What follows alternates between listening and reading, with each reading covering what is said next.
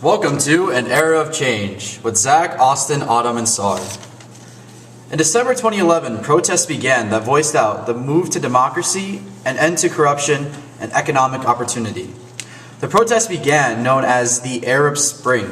The protests marked the beginning of what is an ongoing transition in the Middle East. In general, U.S. policymakers have paid less attention to promoting democracy and human rights in the Middle East than in other parts of the world.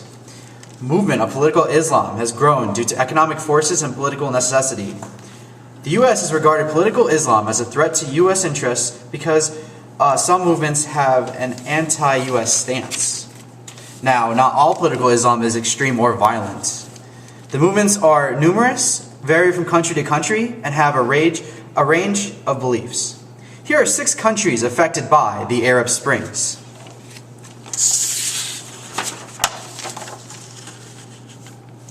The 2011 Egyptian Revolution overthrew the undemocratic and repressive regime of Hosni Mubarak.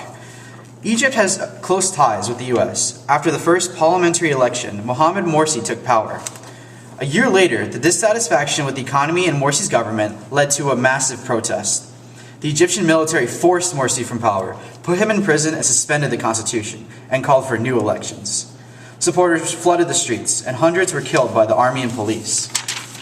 In May 2014, Abdel Fattah el-Sisi became president, largely because of the Muslim Brotherhood being banned by the military. Egypt continues to be an ally of the U.S. and has friendly relations with Israel. Now let's talk about Syria. Syrian ties with Iran unsettled the U.S., and in 2011, civilian protests began. President Assad responded to protesters with planes, helicopters, tanks, and snipers. Opposition groups took up arms to defend themselves against the military, which was the start to a civil war. This civil war took deaths of 200,000 Syrians and made over 5 million Syrians fled to neighboring countries where they live as refugees.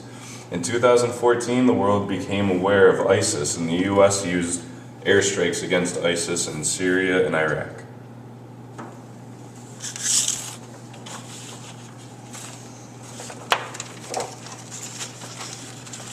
Now to Saudi Arabia. U.S. is in good relations with Saudi Arabia since the 1940s. Saudi Arabia is known for their oil. Protests began in early 2011. Police forces smothered protesters. In September 2011, former King Abdullah granted women the right to vote and run for local office beginning in 2015. In this little country, Bahrain, protesters gathered in Bahrain to demand greater rights and equality for the majority Shia community and a democratically elected government. Government forces responded with violence. Troops were sent in to suppress the protesters, and the government declared martial law and committed mass armistice. The U.S. has strong ties to Bahrain to this day.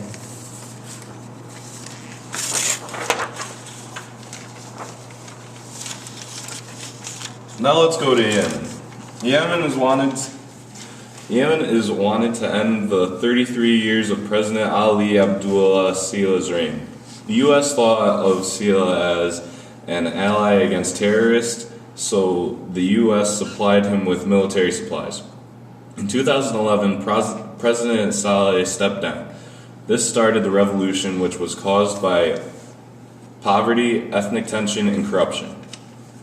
A rebel group called Houthis took control of several Yemen towns.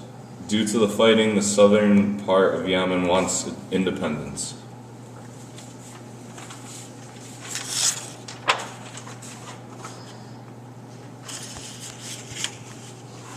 Now on to the Kurds.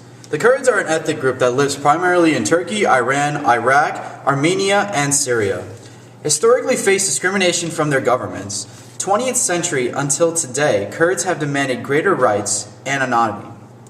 Kurdish efforts to form an independent state met a harsh crackdown from the Turkish government, sparking a civil war that claimed over 40,000 lives since the 1980s. The Kurdistan Regional Government, KRG, controls a region of northern Iraq commonly known as Iraqi Kurdistan. In recent years, Iraqi Kurds have expanded oil production, built a pipeline to Turkey to export oil without the approval of the federal Iraqi government. Thank you for watching.